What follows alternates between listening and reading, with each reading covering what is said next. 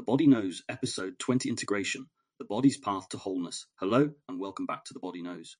Today we arrived at a milestone. This isn't just another episode. This is the final chapter of an arc we've been walking together, an arc that has taken us deep into trauma, memory, dissociation, childhood conditioning, flashbacks, and the way the body carries the past as if it were still present. From fragmentation to wholeness, we've explored how the nervous system protects, how it remembers, and how it struggles. But today, in this closing episode, we step into a new question. What does it mean to move from survival to wholeness? What does it mean to integrate? The fracturing of the self-trauma fractures. Not just the mind, not just memory, but the self as a whole.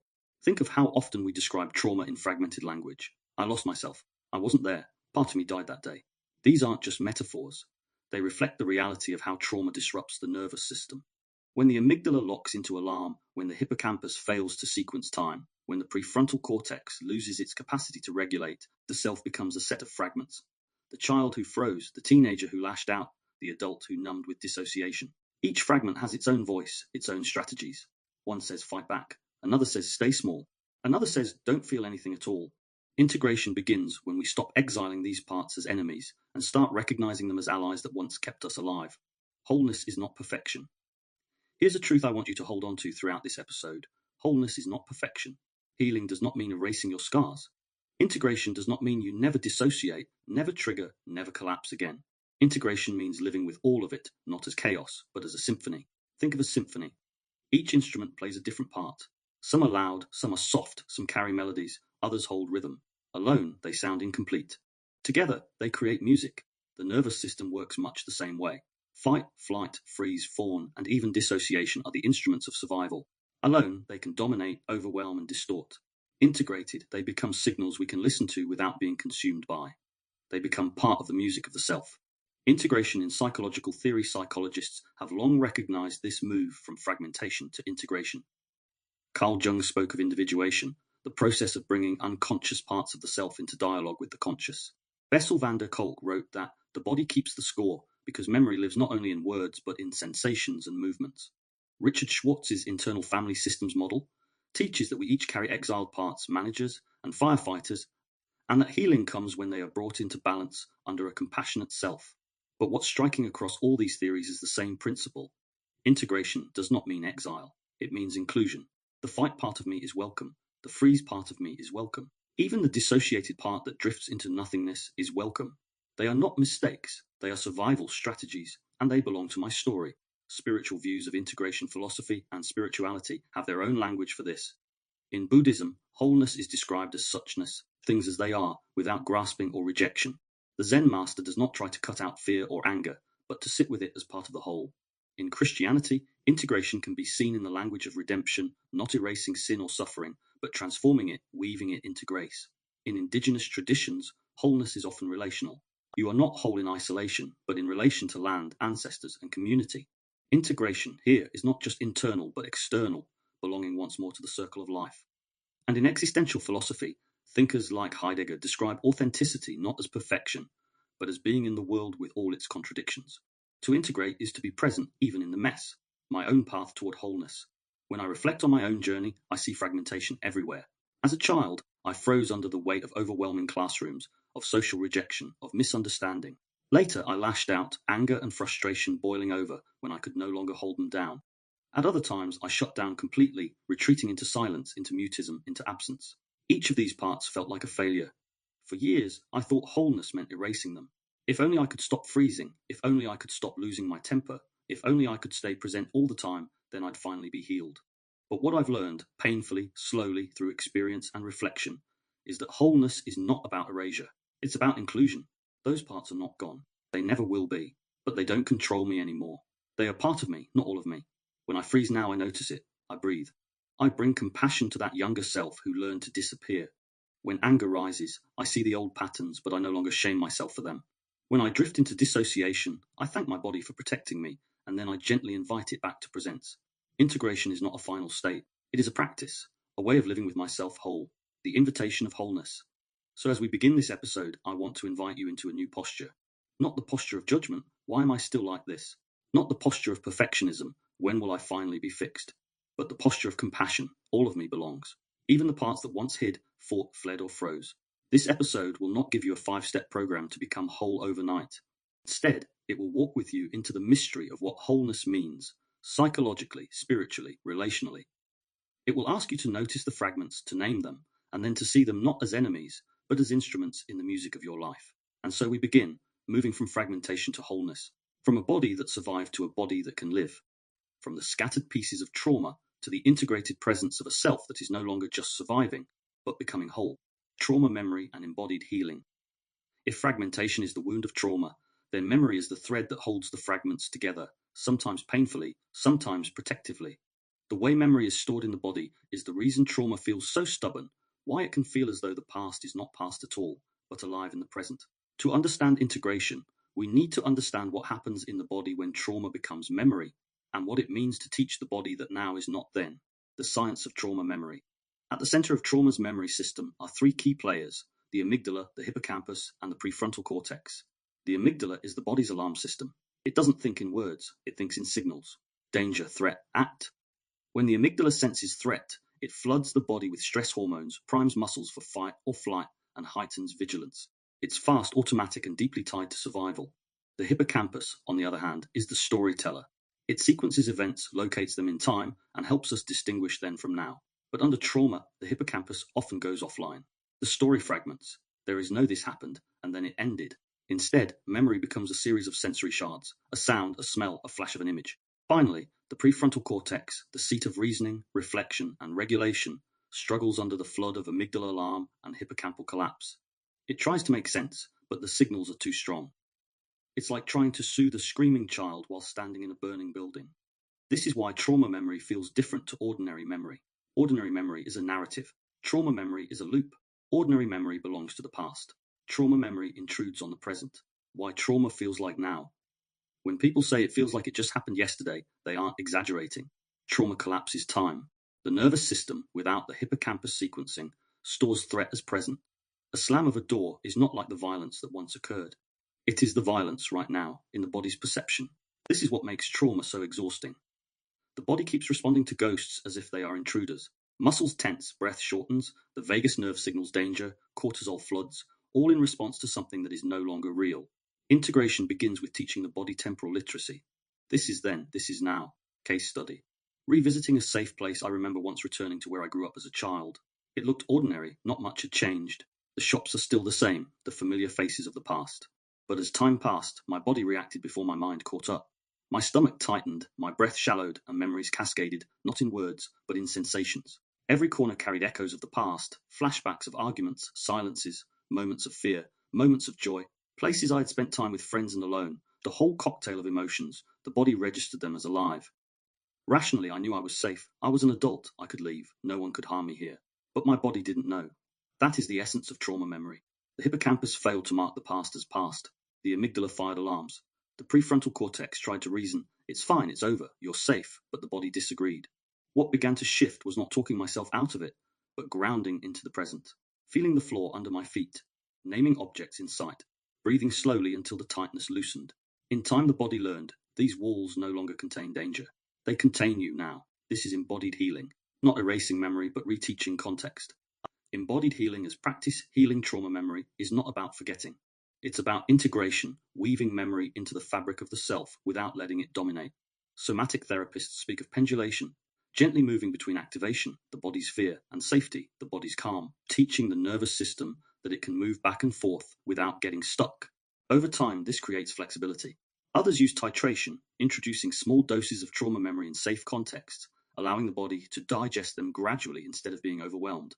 Even simple practices like grounding and orienting, looking around the room, feeling textures, and naming present sensations help the hippocampus and prefrontal cortex do their jobs again. They resequence, they recontextualize, they whisper, this is not then, this is now. Philosophical views of memory philosophers have long wrestled with memory's strange nature. Augustine spoke of memory as a vast chamber where the past is stored, yet alive. Bergson argued that memory is not static but dynamic. It shapes the present even as it recalls the past. Heidegger suggested that memory is tied to being itself, that who we are is inseparable from what we remember. Buddhism approaches memory differently. The past, it teaches, is not real, only the present moment exists. But trauma challenges this teaching because the past invades the present with such force. Integration here might be seen as the practice of mindfulness, not erasing memory, but noticing its arising without becoming entangled in it. In indigenous traditions, memory is often communal, carried in ritual, song, and land. Trauma memory is not just individual but collective. Healing, then, comes not only from individual integration, but from communal practices that restore connection. Personal reflections on memory loops. For much of my life, I felt trapped in memory loops. I'd react to situations not on their own terms, but through echoes of the past. A harsh tone from a teacher replayed parental fear. A rejection from friends reopened old wounds of exclusion. At times, I thought this meant I was weak, that I couldn't move on. But now I see it differently. My body wasn't broken. It was doing exactly what it was designed to do, keep me safe by remembering danger. The problem wasn't the memory itself. It was the lack of integration. Without tools, without awareness, the memory controlled me. With practice, I began to distinguish. A harsh tone could be unpleasant without being dangerous. A rejection could sting without being annihilating. This shift didn't come overnight. It came through therapy, reflection, somatic practice, and compassion. But it did come. And with it came a new kind of freedom, not freedom from memory, but freedom with memory. Integration as the dance of memory and presence integration, then, is not about silence. It is not about pushing memory away. It is about learning to dance between memory and presence. To let the past speak without letting it command. To let the body remember without letting it collapse. In practical terms, this means cultivating practices that anchor us in now. Breathing, grounding, journaling, ritual, relationship. Each of these practices teaches the nervous system temporal literacy. Each says, you are here, not there. You are now, not then. Integration is the art of allowing memory to be part of the story, but not the whole story. And so, as we continue this episode, we move from understanding how trauma memory lives in the body to exploring what happens when we are given the choice to step away, to choose safety without collapse, to let the body know it can be present without needing to disappear. That is the heart of integration, not forgetting the past, but living fully in the present, choosing safety without collapse. The scenario, imagine this. You're sitting in a group setting. It could be a workplace meeting, a family gathering, a religious circle, or a social group. On the surface, everything appears normal. People are chatting, discussing, laughing. But beneath the surface, something shifts. Maybe it's a subtle glance of disapproval. Maybe someone dismisses your words. Maybe you feel the undertone of competitiveness, or the unspoken hierarchy in the room. The air thickens, your chest tightens, and in that moment your body whispers, this is not safe. For years you might have stayed anyway, pushing through, dissociating, freezing, laughing along while your insides screamed. You might have collapsed into people-pleasing or endured the discomfort to avoid being judged. But here, in this scenario, something different happens. Instead of collapsing or disappearing, you make a choice. You step away. You leave the room politely, with dignity. Not in anger, not in panic, not in shame. You choose safety without collapse. This may seem small, but for a nervous system long trapped in trauma loops, it is revolutionary. The nervous system breakdown. Let's slow it down step by step. 1. Neuroception of danger. Before you even consciously know it, your nervous system scans the room. Stephen Porges calls this neuroception the body's unconscious detection of safety or threat. Maybe the tone of voice hits you wrong. Maybe the laughter feels mocking rather than joyful. Whatever it is, your amygdala registers danger. 2. Physiological response. Your heart rate rises. Cortisol floods, muscles tense. The vagus nerve signals unease. You may feel heat in your chest, a lump in your throat, or a hollow in your stomach. 3. Trauma loop attempt. Normally, this is where old trauma loops would trigger.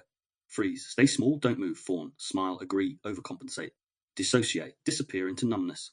The body prepares to collapse into survival patterns for the pause. But here, a pause emerges. Instead of being swept away, you notice.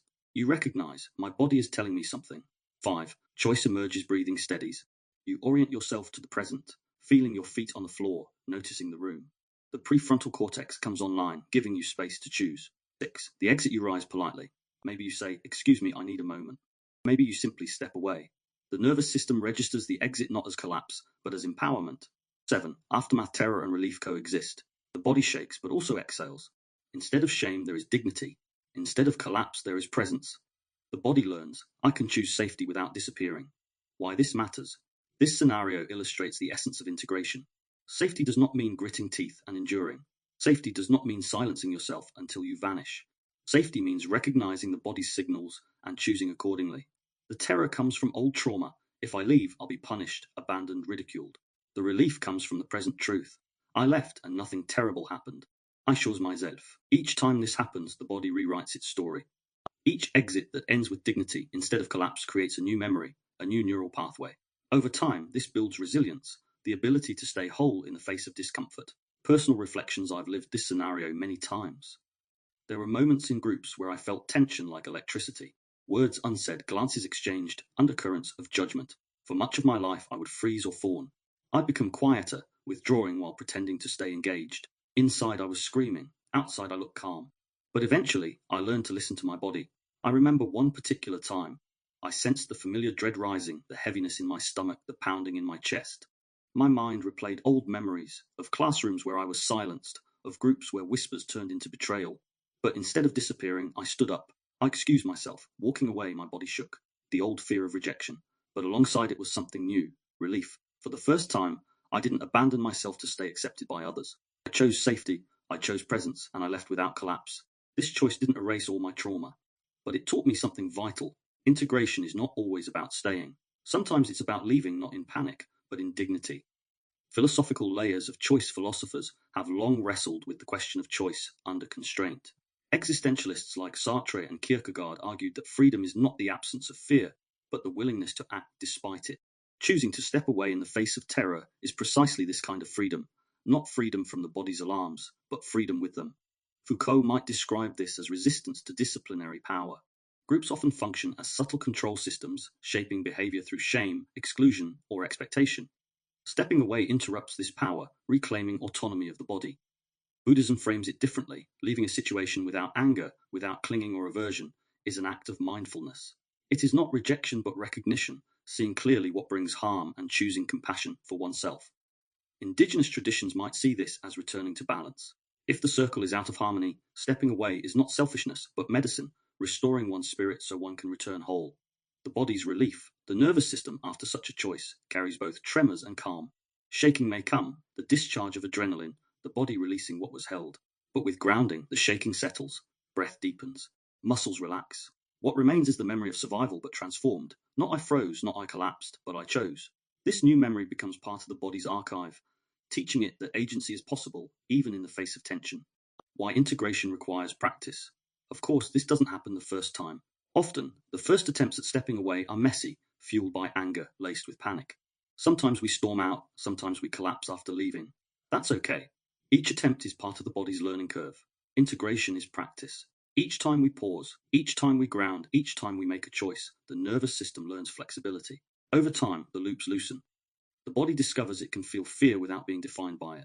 A wider lens, safety and society stepping away is not just an individual act. It challenges group dynamics. It disrupts cultures of conformity. It models a new way of being. When one person chooses safety without collapse, it gives others permission.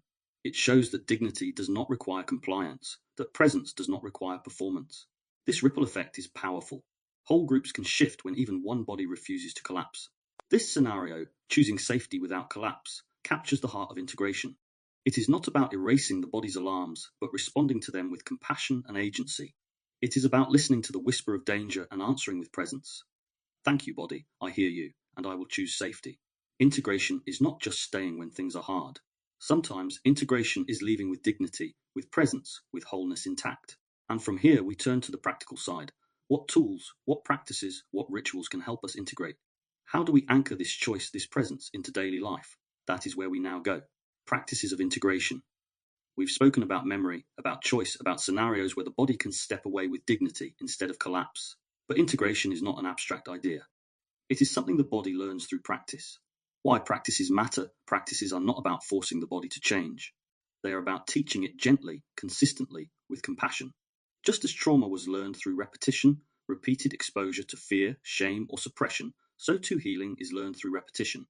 Every grounding breath, every act of journaling, every ritual of presence rewires the nervous system a little more. Integration practices do not erase trauma. They give the body an alternative map, ways to return to now, ways to tell the difference between past and present, ways to hold memory without drowning in it. Grounding. Returning to the earth, one of the simplest and most powerful practices, is grounding, literally returning to contact with the earth, the body, the present. When the nervous system is triggered, energy rushes upward. Racing thoughts, shallow breathing, tightened chest. Grounding pulls us back down, reminding the body it has weight, contact, and support. Techniques include pressing feet firmly into the floor and noticing the sensation, placing hands on solid surfaces and naming textures, walking barefoot on grass, soil, or sand, Name 5 things you can see, 4 you can touch, 3 you can hear, 2 you can smell, and 1 you can taste. The science is simple. Grounding activates the parasympathetic nervous system, particularly through vagal pathways, slowing the heart rate and reducing cortisol. The body recognizes, I'm here, I'm supported. Philosophically, grounding reminds us of embodiment. Heidegger spoke of being in the world, that we are not floating minds, but being situated in the earth and context. Indigenous traditions frame grounding as relational. To touch the earth is to remember you belong, not only to yourself but to the web of life. Breathing. The language of the vagus nerve breath is perhaps the most direct line to the nervous system. Shallow, rapid breathing signals danger. Deep, slow breathing signals safety.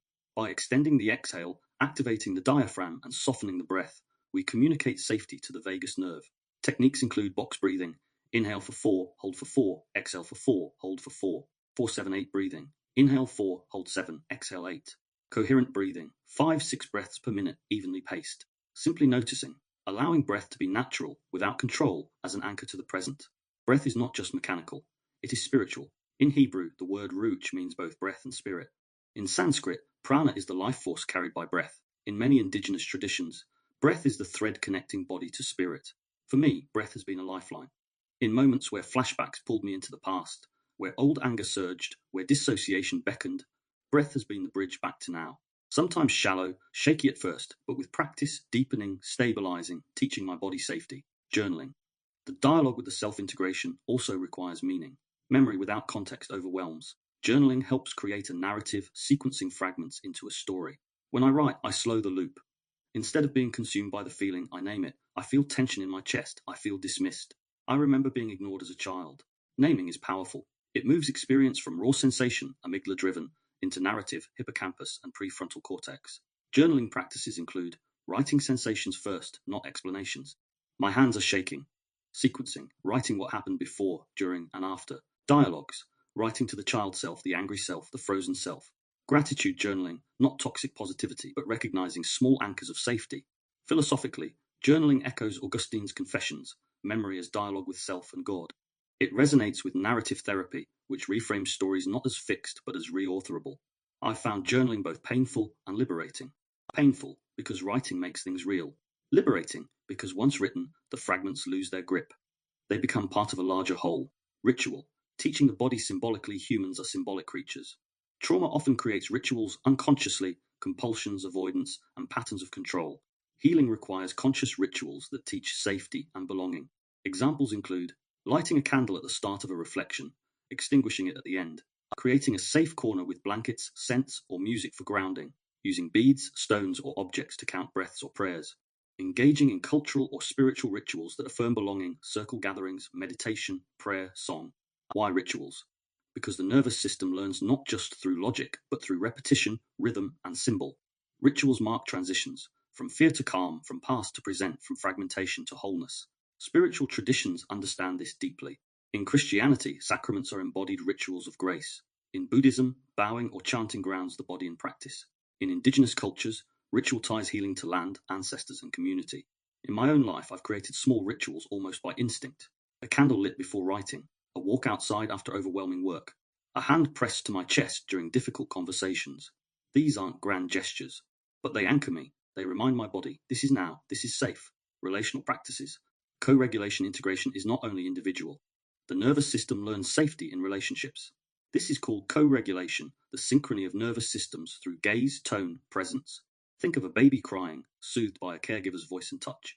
That's co-regulation. Adults need it too. Trauma often isolates, teaching us to distrust others. But integration requires learning to be held, not just to hold oneself. Practices include safe eye contact with trusted people, speaking feelings allowed to be witnessed, practicing vulnerability in safe doses, seeking communities that embody empathy, not judgment. Co-regulation does not mean dependency. It means remembering we are wired for connection. Healing happens in relationships, not just in solitude. Philosophical and spiritual contexts of practices of integration have philosophical depth. Stoicism emphasized daily exercises, journaling, reflection, controlled breathing as ways to train the mind and body for resilience. Buddhism offers mindfulness and meditation, not to escape the body, but to fully inhabit it. Indigenous wisdom emphasizes ritual and community as inseparable from individual healing. Modern neuroscience validates what these traditions already knew. Practice changes the brain, the body, the self. Personal reflection. My toolbox of integration over the years, I've built a toolbox. Not perfect, not fixed, but living. Some days it's grounding, feet on the earth, breath steady. Some days it's journaling, pouring loops onto paper. Some days it's a ritual, a candle, a walk, a moment of prayer. And often it's a relationship, a trusted friend who listens, a community that accepts. There are days I still freeze, days I still dissociate, days memories still overwhelm me. But now I have tools, I have ways back. That is integration, not never being triggered, but always having a path home. Practices of integration are not about perfection, they are about presence. They are about giving the body maps it never had, anchors it never received, rituals it was denied. They are about creating new loops, not of trauma, but of healing. As we move forward, we'll step into reflection, noticing how dissociation and fragmentation once protected us, but how integration allows us to choose something different. We'll look at dissociation not as destiny, but as a chapter in a larger story of wholeness. Reflection, trusting the body again. When people speak about healing, they often imagine it as a straight line, from hurt to hope, from chaos to clarity, from fracture to wholeness. But anyone who has truly walked that path knows it doesn't look like that. It twists, it doubles back, it climbs and collapses. It is not about becoming perfect. It is about learning, step by step, to trust the body again. For me, this journey became unavoidable after my spiritual awakening 8 years ago. Until then, I had lived like so many others do, proving myself, performing strength, carrying burdens without pause. My shadow was always there, but hidden, muted, contained. That awakening tore the veil. Suddenly, I could see myself and others with a clarity I had never known. It was almost unbearable at first, as if the rose-tinted glasses through which I had viewed the world were ripped away, and every interaction, every energy, every truth was illuminated before me. I saw what I had been blind to, the cracks in others, the manipulation, the ways I had played along to survive. I saw how much of myself I had given away in that endless pursuit of acceptance, how fractured I had become. And with that realization came the unbearable weight of having to rebuild. Periods of extremes. The first years after my awakening were marked by extremes. There were times when I wanted to work harder than ever, as if proving myself through productivity would resolve the chaos inside me. Other times I swung the other way, into solitude, retreating from the world, struggling to connect with anyone at all. There were periods when I tried to suppress everything, locking my feelings behind armor. And then there were times when those feelings burst forth in ways I could barely contain, waves of anger, grief, despair, and longing. I felt emotions I had never let myself feel before, and without the tools to hold them, they almost drowned me. People mocked my experience. They didn't understand what was happening to me. To them, it seemed strange, indulgent, even delusional. But I knew something profound was unfolding. And then COVID struck. The double punch. When the pandemic arrived, I felt a strange mixture of despair and resilience. I saw the corruption instantly, the manipulations in the messaging, the control embedded in the solutions. For many, it was a time of blind trust in authority. For me, it confirmed everything my awakening had already revealed. But even as I resisted externally, I was struggling internally. My habitual cannabis use increased. I was diagnosed with diabetes, relationships fractured, support from others was minimal, almost absent. It felt like being hit from two directions at once, grieving the end of a relationship and the betrayal of trust, while also absorbing the collective fracture of society itself. It was like a double punch to the nervous system. My body felt under siege from both the personal and the global. And yet deep inside there was also a whisper. This too is part of the path. Destiny and the divine light 8 years ago. In that first awakening, I had seen what I can only call the divine light. It was not metaphorical. It was as real to me as anything else I have ever known. That light told me something I still carry with me. This is your destiny, and you will be okay. Trust the process. Even in my darkest moments, that memory stayed with me. When I felt isolated, when I felt mocked, when I felt like the world itself was collapsing, I held on to the vision. I knew there was resilience in me, strength I had not yet fully tapped. It wasn't about becoming special. It wasn't about being chosen. It was about remembering that the body, even when broken, carries the seed of healing, visions and manifestation. On the day of my awakening, I was given visions, fragments of a path I did not yet understand. At the time, they seemed impossible. How could I manifest these truths into reality? How could I build something meaningful out of so much chaos? And yet, when I look now at the work I've created, this series, The Inversiverse, my inner child was broken, the unfiltered human on the fringe, I see those visions beginning to take shape. These projects are not just intellectual exercises. They are embodiments of that moment, manifestations of the light I saw then. In many ways, I became what a life coach once encouraged me to be, a psychiatric nurse, not in the literal sense, but in the deeper calling. Through my studies in psychology, my certificates in mental health and counseling, and above all, through my lived experience, I have become a kind of nurse, someone who tends to wounds, not only my own, but others. The tools I share are born of necessity. They are how I survived, letting go of external validation. One of the hardest lessons I've had to learn is that healing cannot come from external validation. For a long time, I thought that a diagnosis would give me peace. If doctors, professionals, and institutions named my conditions, others would accept me. And yes, I was diagnosed with autism, ADHD, and bipolar type 2. Diagnosed twice, in fact, once through the National Health Service, and again privately with the support of Derby University. On paper, it was confirmation, but in my heart, it was never enough. People don't suddenly treat you with compassion because you carry a label. They still project their assumptions. They still dismiss your struggles. What I have come to realize is this: labels may help explain, but they cannot heal. Healing comes from within, from self-validation, from trusting that my feelings, my struggles, my needs are real, even if no one else understands them. I no longer seek approval in the same way. I know who I am. I act in good faith. I strive to be considerate. That is enough. The body as teacher. For years, I saw my body as the enemy. It betrayed me with meltdowns, shutdowns, and fatigue. It humiliated me with anger I couldn't control, with mutism I couldn't explain, with dissociation I couldn't stop. But now I see it differently. The body was never my enemy. It was always my teacher. It was always trying to protect me, even if the protection looked messy, even if others judged me for it. Every trigger was a lesson. Every shutdown is a signal. Every meltdown is a cry for release. My body was telling me over and over, you are not safe. Listen, learn, trust me. Trusting the body doesn't mean indulging every impulse. It means recognizing that beneath the chaos lies wisdom, that the signals of tension, exhaustion, and overwhelm are not defects, they are information. They are invitations to slow down, to ground, to respond differently. This reframe is perhaps the greatest gift of my journey. Authenticity, intimacy, creativity. Trusting my body has allowed me to reclaim authenticity. For so long I masked, I performed. I tried to be who others wanted me to be. Now I let myself be seen, flawed, complex, imperfect, but real. It has also opened me to intimacy. Not just romantic intimacy, but the intimacy of friendship, of community, of spiritual connection. When I trust my body, I can let others in. When I ignore it, I build walls, and it has reignited creativity. The visions I once thought impossible now flow into projects, into words, into expressions that reach others. My creativity is not separate from my trauma. It is born of it. The cracks let the light through, and the light becomes art. Resilience and compassion. Looking back, I am proud. Proud that I sought help instead of suffering in silence. Proud that I survived the double punches of personal loss and global fracture. Proud that I found resilience, even when it felt absent. This pride is not arrogance, it is gratitude. Grateful that I am still here. Gratitude that my body carried me, even when I cursed it. Gratitude that the light I saw 8 years ago still burns, steady and quiet. I share this not to portray myself as a saint. I have made mistakes. I have shadow behaviors. I have hurt others just as I have been hurt. But awareness changes everything. When I recognize my patterns, when I act with self-compassion, I don't just heal myself. Through the mirror neurons of human connection, I help others heal too. This is the gift of integration. Not perfection, but participation. Not escape, but embodiment. Trusting the body again has been the hardest and most important lesson of my life. It is not a one-time decision. It is a practice, a relationship, a commitment. Each time I breathe through tension. Each time I ground in the present. Each time I write my truth instead of suppressing it. Each time I leave with dignity instead of collapsing. Teach my body. You are safe. You are worthy. You are mine. And in doing so, I no longer see the body as broken. I see it as wise, as resilient, as whole. The body knows. It always has. Integration beyond the individual healing is often spoken of as something deeply personal, and in many ways it is. Only we can feel the tightness in our chest, the shaking in our hands, the memories flooding our bodies.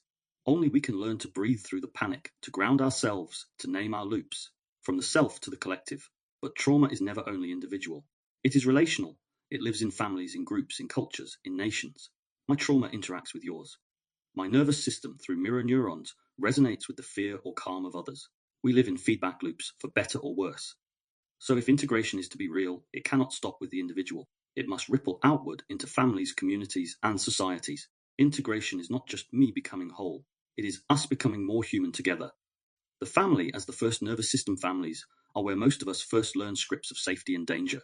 A harsh tone from a parent echoes decades later when we hear the same tone from a boss or partner. A lack of touch in childhood becomes difficult with intimacy in adulthood. When one person in a family begins to integrate, it shifts the system. At first, it may cause friction. Families often resist change. They rely on predictable roles, even if those roles are unhealthy. The quiet child who begins to speak up, the angry child who chooses calm, the scapegoat who steps out of the pattern, all destabilize the system. But over time, integration in one body invites integration in others. A parent who learns to breathe through their triggers models regulation for their children. A sibling who chooses compassion over rivalry disrupts generations of competition. Healing ripples. This is not easy. Families carry what Vamik Volkan calls chosen traumas, stories of past wounds, betrayals, or injustices that are passed down and replayed. Integrating at the family level requires breaking silence, telling truth, reauthoring narratives. It means refusing to scapegoat the vulnerable, refusing to collude with abuse, refusing to pass pain onward. Communities as nervous systems beyond the family, communities too have nervous systems. Think of a school classroom. If the teacher is calm, regulated, present, the students feel safer. If the teacher is anxious, harsh, dismissive, the students' bodies tighten. The same happens in workplaces, churches, activist groups, or neighborhoods. Leaders set the tone. Groups unconsciously synchronize. Fear spreads like contagion, but so does calm. When integration enters a community, everything changes. A group that listens deeply creates a nervous system of safety. A community that values compassion over punishment creates resilience. Rituals of belonging, singing, dancing, eating together regulate as much as any therapy session. We see this in indigenous cultures that hold ceremonies not only for individuals, but for the entire community. Healing is collective. Suffering is collective. Integration is collective. Societies and structural trauma. At the largest scale, societies themselves carry trauma. Wars, colonization, slavery, genocide, oppression, these are not just historical events. They live in bodies generations later. Collective trauma shows up as cultural scripts, mistrust between groups, fear of outsiders, and scapegoating of minorities. It shows up in politics, cycles of authoritarianism, populism, and division. It shows up in the economy, systems that exploit and exhaust rather than nurture. Our current world is saturated with trauma responses. Constant surveillance fuels vigilance. Social media amplifies comparison and shame. Politics thrives on fear and outrage. Many societies are trapped in loops of fight, flight, freeze, and fawn, wars, avoidance, numbing, and appeasement. Integration at the societal level means creating trauma-informed cultures. Cultures that shift from control to compassion, from punishment to restoration, from survival to sanctuary. What trauma-informed culture looks like: imagine schools that do not punish children for fidgeting, but recognize it as nervous system regulation. Imagine workplaces that value rest not as laziness, but as essential for creativity and resilience. Imagine governments that respond to protests not with tear gas and batons, but with listening and reform. A trauma-informed culture would mean education that teaches emotional literacy alongside mathematics, healthcare that integrates body, mind, and spirit, justice systems that focus on repair rather than revenge, media that amplifies truth instead of exploiting fear, economies that prioritize human dignity over endless growth. This is not utopia. It is the logical extension of integration. If trauma shapes systems, then healing can reshape them too. Philosophical and spiritual dimensions. Philosophy and spirituality remind us that healing has always been collective. In Ubuntu, the African philosophy, a person is a person through other people. My wholeness depends on yours. In Buddhism, compassion, karuna, is inseparable from awakening. Liberation is not personal escape, but collective freedom. In Christianity, the body is not just individual flesh, but the body of Christ, a communal organism of care. In indigenous traditions, health is relational, to the land, the ancestors, the community. Modern neuroscience echoes this. Co-regulation is not optional, it is fundamental. We heal together, or not at all. Your own path to collective integration. Looking back, I see how my journey has always been more than personal. My awakening was not just about me. It was about how I see and engage with others. When I became more self-aware, when I stopped masking, when I allowed myself to be real, it wasn't only for my own healing. It changed how others responded to me. My calm invited their calm. My authenticity permitted them to be authentic. My refusal to collude with dysfunction disrupted toxic patterns. This is what I meant when I said before that my healing helps others through mirror neurons. The nervous system does not heal in isolation. It resonates. And so I see my work, this series, my books, my reflections, not just as personal testimony, but as a contribution to collective integration. If even one person listening feels less alone, if one person finds the courage to trust their body, then the ripple is real. The tension of collective change. Of course, collective integration is harder than individual healing. Systems resist change. Power protects itself. Societies built on trauma will defend trauma. I see this clearly in governments that gaslight populations, in media that manipulate emotions, and in corporations that profit from disconnection. These systems mirror the abuser, promising care while inflicting harm, offering security while creating dependence. And yet, individuals and groups can resist. Integration is contagious. Compassion is contagious. Presence is contagious. Toward a culture of sanctuary. What would it mean for us to move from survival to sanctuary? It would mean children growing up not with fear, but with trust. It would mean adults navigating conflict not with domination, but with dialogue. It would mean elders honored not for productivity, but for wisdom. Sanctuary is not the absence of struggle. It is the presence of safety in the midst of it. It is a nervous system that can flex, communities that can hold, and societies that can repair. This is the vision of integration beyond the individual, not perfect people, but compassionate cultures. Integration begins in the body, but it cannot end there. My healing is tied to yours. My trust in my body is tied to your trust in yours. Trauma loops us together in pain, but integration can loop us together in wholeness. The work is slow, the resistance is real, but each act of grounding, each moment of compassion, each refusal to perpetuate harm, they add up. They ripple outward, building families, communities, and societies that know not only how to survive, but how to live. Integration beyond the individual is not a dream. It is a practice, a choice, a path we can walk together. Integration as a living path. As we arrive at the close of this episode and the close of this entire 10-episode arc, I want to pause, to breathe, and to honor the ground we have walked together. This journey has not been abstract. It has not been theoretical. It has been visceral, embodied, and at times raw. Because that is what trauma is. It lives in the body. It distorts memory, collapses time, fractures trust, and rewires how we move through the world. We began this arc with the recognition that the body carries what the mind forgets. That trauma is not just in our thoughts, not just in the stories we tell, but in the way our nervous systems fire, in the way our muscles hold tension, in the way our hearts race or freeze without our permission. From there, we traced how memory loops replay like broken records, how flashbacks pull us into the past as if it were still happening, how dissociation shields us, but also robs us, how childhood conditioning wires scripts that last for decades, how collective trauma echoes across generations. And now we stand here, not at the end of the story, but at the beginning of something new, integration. Survival to memory, memory to trauma, trauma to presence, and presence to wholeness. The arc we've travelled could be summarised like this: survival, the body's first task, keeping us alive, no matter the cost. Memory, the way trauma is not just remembered but relived, stored in the body as if frozen in time. Trauma, the ongoing loops that distort safety, replaying pain long after the danger has passed. Presence, the possibility of grounding, of noticing, of returning to now, even when the past pulls hard. Wholeness, not perfection, not erasure of pain, but the integration of self, body, and spirit into something more complete. Each of these steps is not linear. They weave together. Sometimes we cycle back into survival, sometimes we get lost in memory, sometimes trauma overtakes us. But each time we return to presence, each time we reclaim a fragment of wholeness, we teach the body something different. You are safe, you are seen, you belong here now. Integration is not perfection, I want to emphasize again. Integration is not about becoming perfect. It is not about never being triggered again. It is not about wiping the slate clean. Integration is about relationships. Relationship with the body, with memory, with others, with the world. It's about meeting the body where it is, even when it is messy. It is about listening to its signals instead of overriding them. It is about holding compassion for the parts of ourselves that still shake, still dissociate, still ache. In that sense, integration is not a destination. It is a practice, a way of living. The threads we've woven together. Let's take a moment to name the threads of this arc, the insights, the stories, the practices that we've touched. We explored how the amygdala, hippocampus, and prefrontal cortex form the triangle of trauma time, how the body confuses past and present. We looked at flashbacks as time travel, the way a sound, a smell, a gesture can collapse years into seconds. We unpacked dissociation, not as weakness, but as survival, a way the body protects itself when fight or flight are not possible. We traced philosophical and cultural perspectives on time, from Augustine to Buddhism, from Heidegger to indigenous traditions. We entered personal reflections, the anger, the shutdowns, the mistrust, the ways trauma pulled me back into childhood states. We examined how trauma loops in relationships, why survivors often repeat old patterns, and how partners inherit each other's wounds. We scaled up to collective trauma, how societies replay wars, betrayals, cultural fractures, and how chosen traumas resurface in crises. We practiced grounding, journaling, ritual, breath, co-regulation, and tools to reclaim the present.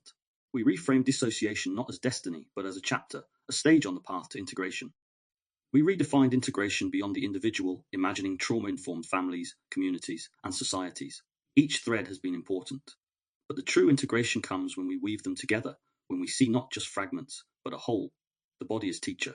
If there is one central truth in all of this, it is that the body is not our enemy. The body is our teacher. It may speak in symptoms, in panic, in shutdown, in pain. But beneath those symptoms is wisdom. The body says, pay attention, something here matters. Something here needs care.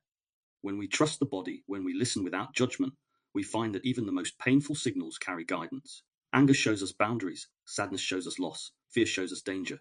Dissociation shows us overwhelm. The task of integration is not to silence the body, but to hear it differently, to translate its signals into compassion instead of shame, to see the body not as broken, but as wise, from the individual to the collective. And here is where the journey must extend, from the self to the world. It is not enough for me to heal if the systems around me continue to harm. It is not enough for me to regulate my nervous system if families, schools, workplaces, and governments continue to trigger fear, shame, and silence. Integration beyond the individual means imagining and building cultures of compassion, trauma-informed education, trauma-informed justice, trauma-informed healthcare, trauma-informed politics.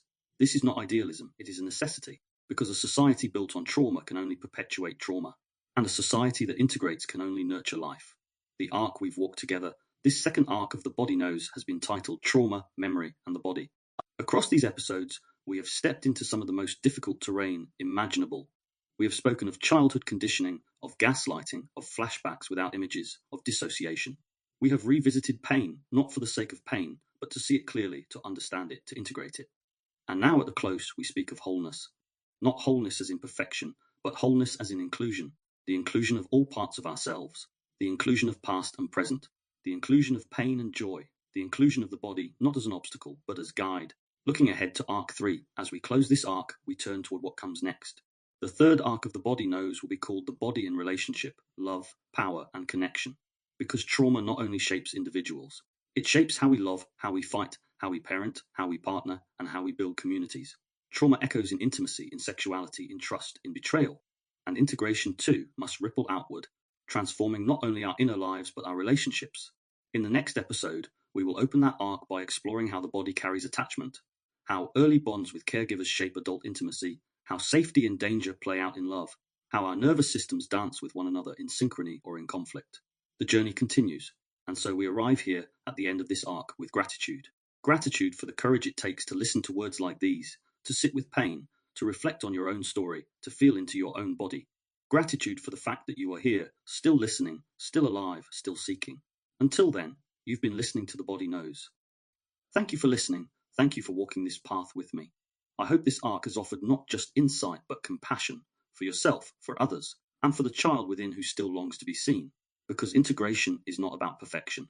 It is about presence. It is about living fully, even with scars. It is about remembering that now is not then, and that wholeness is always possible. James Miller.